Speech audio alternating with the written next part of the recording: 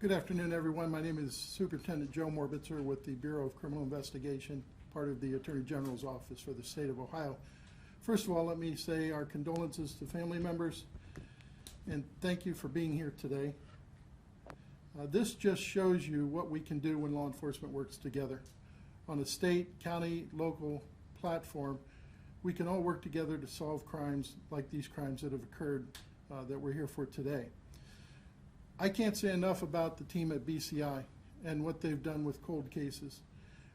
The AGO had asked us to stand up a cold case unit about 2 years ago, and we polled staff to ask what would be the best way to do that. And they suggested an interdisciplinary team representing all the units from BCI. And unfortunately today they've been very successful with identifying victims and perpetrators of crimes that have happened well into the past, as with the case today. So again, I can't say enough for the BCI team. Thank you very much for all that you guys do. I know I can speak on behalf of the victims and thank you and tell you how much we appreciate what you do. We were contacted by the Sheriff's Office and we're working with them on several cases, but this was one. And we sat down with the executive staff and our executive staff, and we came up with several cases to look at as far as cold case investigation. When we did that, this was one that stood out. And with the advancement of technology today and DNA advancements, we were able to develop some leads on this case and finally trace that back to a perpetrator. And that's why we're here today, to bring some peace and some closure to the family. While it's not what we wanted or could have possibly wanted at the end result, it does give you some peace of mind to know that we found the person responsible. I know I can speak on behalf of all law enforcement in saying that that is what we're here to do, to assist all victims in the state of Ohio. The Attorney General has made that a priority on his list, and that's to assist and support local law enforcement in the state of Ohio in any way that we can. And we will do that every time we're requested. So again, on behalf of the Attorney General and our office at BCI, I thank local law enforcement and Sheriff for your staff and the great job that they have done on the investigative part of this. Without any further delay, I would like to introduce Sheriff Dallas Baldwin.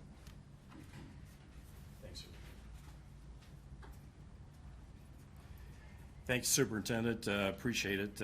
And thank you for showing up today for this news conference. To the families, our condolences. Wish we didn't have to be here. But I'm proud to say that this case, even though it's over 30 years old, has been solved through the collaborative effort of BCI and our detectives and other detectives working the case. Today is a great example of you never give up. 30 years ago when they processed the crime scene, they didn't know what the advances would be in technology. But diligent work, careful collection of evidence, and now with the advances in DNA and familial DNA, it shows that we can solve crimes together.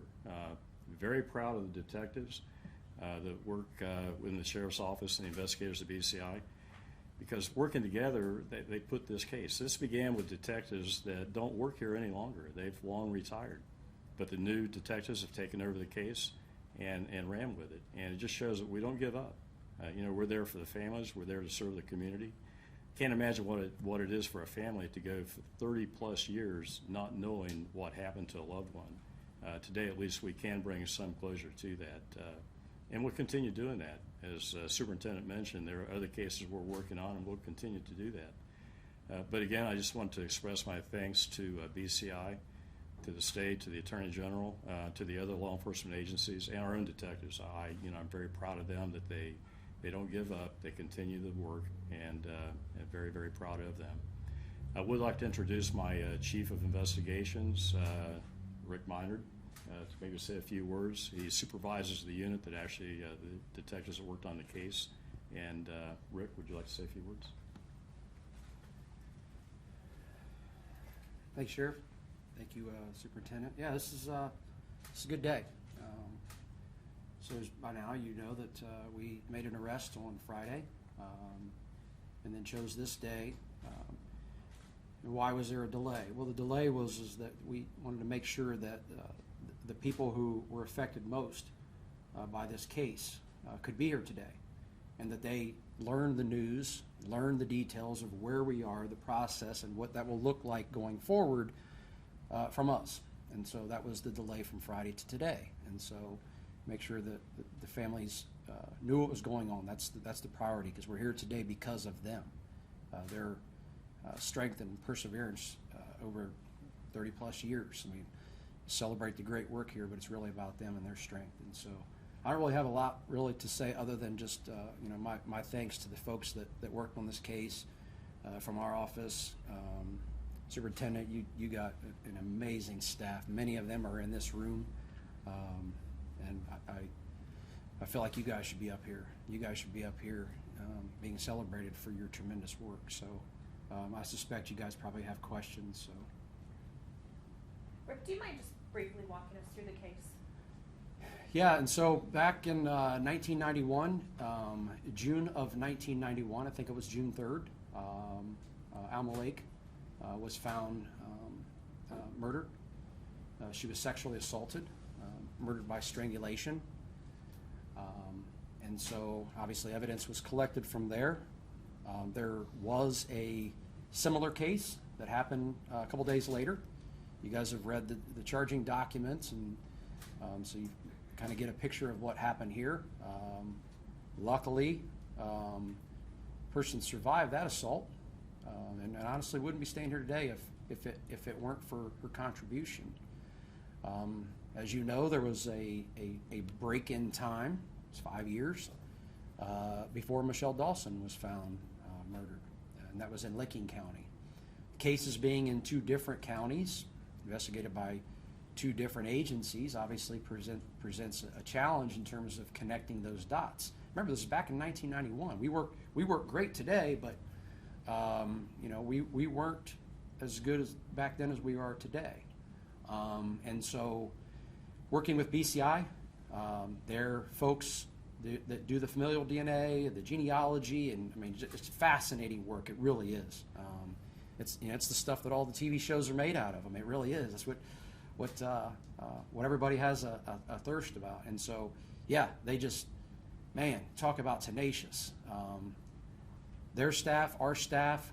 One of the challenges of this case was that Mr. Edwards' DNA was not in the national database, or at least not identifiable. And so that's where the familial DNA and so forth, and connecting those dots and the hours and hours of work that goes into that, was able to start to identify a profile. But then detectives, not only ours, but Licking County, you guys got the charging documents. Licking County went out, did some covert work to collect a profile that could then be analyzed by BCI and confirm what we thought we had, and that was done. And so all of that culminated into Friday's arrest. And so it doesn't stop here. I mean, this is a day that we're celebrating. We're happy to bring good news to the families. We're not done. We're not done. Clearly, from what you guys have read, had a reckless, violent past in that era of his life. And so, I mean, it's not unreasonable to believe that he may be responsible for other cases. And so, if there are other counties within Ohio or other states that he may have lived in who have cases that they think may be similar in nature, I would hope that they would reach out to us, BCI, and so hopefully we could bring closure to more victims. Does that answer your question? Good. You mentioned Yes, sir. the national database, by the way. Is that CODIS.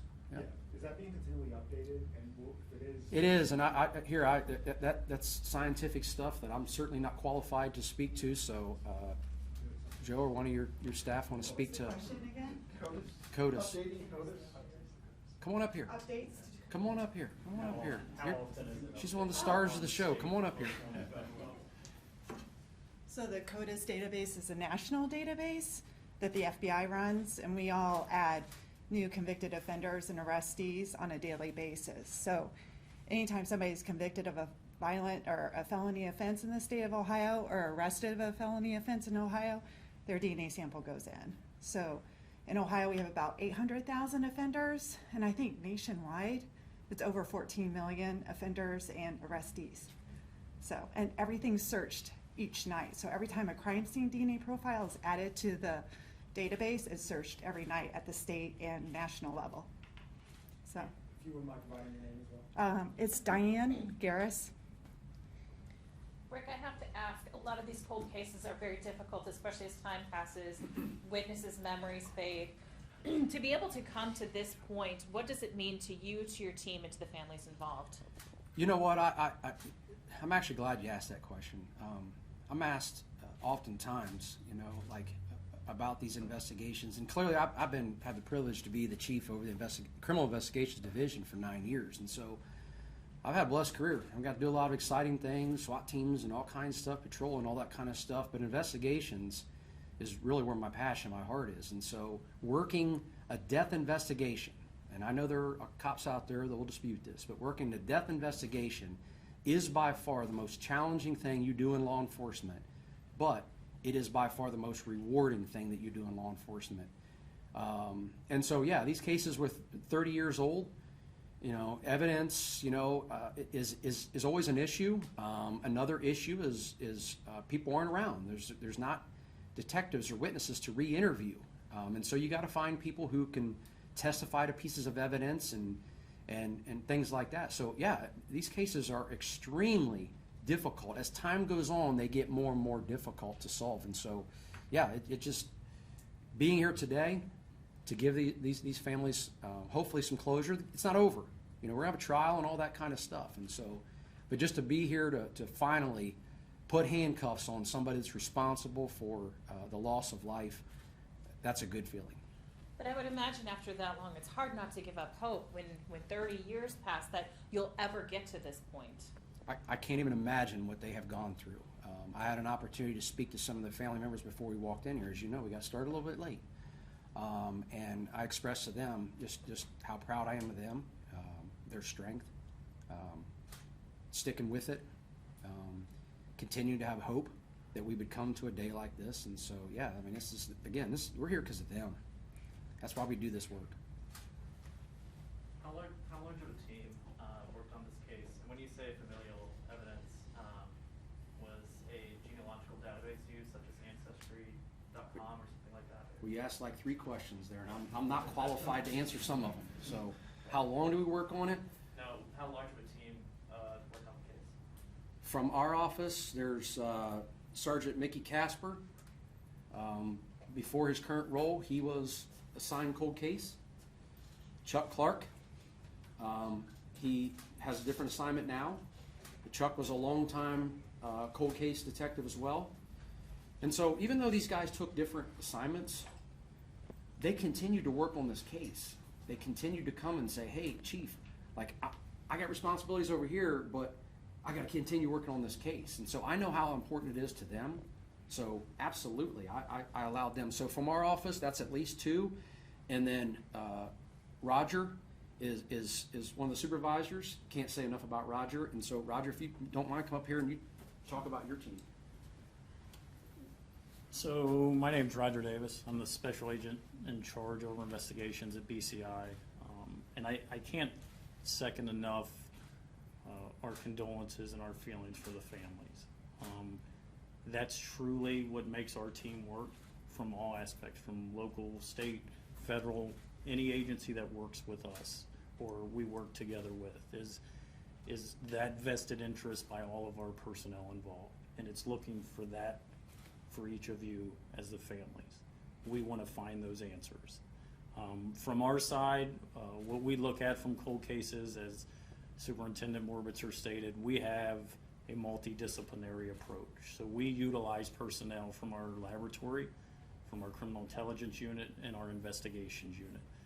From investigations, that could be crime scene, it could be cyber, it could be crimes against children, it could be environmental, you know, any resources that we can. And with that, what we do, we sit down, you know, with Chuck Clark, with Mickey Casper, with Chief Minor, and go through these case files with Licking County. We pull in all the resources we can.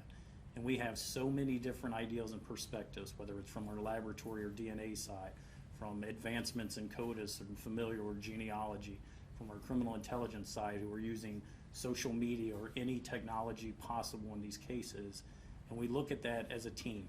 What ideas, what perspectives are there that we can look at from not only a forensic side, but also that data-driven side. So we want to leave, and I'll quote Kristen Slaper, our DNA lab manager, like, we want to look at every jigsaw puzzle or every jigsaw piece in this puzzle. And we want to find the answers to that puzzle. But a lot of times this jigsaw puzzle may be like a used jigsaw. So first we've got to identify are all the pieces there, and then we have to look at, can we put them all back together? So from our side, we had a team of at least 10 people. We have Diane Garris from the familial DNA aspect, Lori Braunschlager, Dana Forney, and Lisa Savage from the criminal intelligence unit. Kristen Slaper, who is the DNA lab manager, and she had numerous analysts working for her, as we were reviewing and looking over the evidence. Roger, maybe this is a question for you or Joe, I don't know, but how many of these cases have you guys been able to solve or connect the dots in the last 2 years since this unit has been set up, and how many more are you guys maybe close on? So, that's kind of a twofold question. We have had some success in probably about 25 or 26 cases that we have brought to a prosecutorial standpoint. We currently, are still involved on a multitude of levels on numerous cases. We are hopeful. Obviously, there's other cases we have that are close, and as Chief Minard said, a lot of these cases take time, and that's part of it. As this team, as you talked about, does anyone ever get discouraged? Our team aspect prevents that, because even say for one day I may feel discouraged about something, the rest of the team is there to pick me up, or vice versa. So, we have other cases, but as Chief said, we're not finished with this case either. We want to find answers for as many people as possible. Are you currently looking at potential other cases involved with this gentleman? Without going into details, we're going to leave no stone unturned with the suspect that was arrested for this case, and whether that's, previous cases he's involved in that may be within the statute of limitations or may not be, we're going to, vet out everything that this individual has been involved in.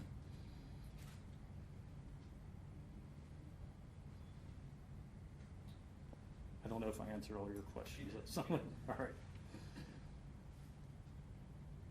Anything One else? of the issues that we've run into, and Attorney General Yost has taken on with full steam, is the statute of limitations on sexual abuse and rape.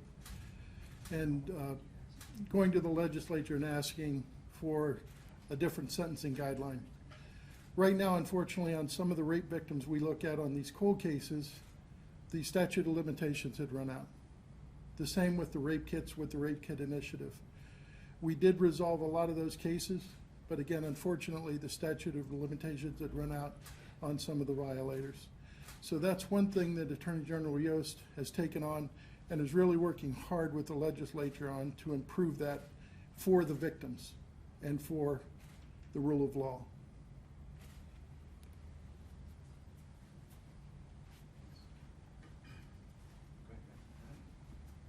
If that probably will conclude the news conference. If there's no more questions, I would like to, and you made a comment, I think, Lacey, about, memory and how long it's been and all that, and which is important. But, love never fades for a family member that becomes a victim of crime. And that's why we do this. You keep hoping that something will open down the road, and it does. The advances in technology and DNA.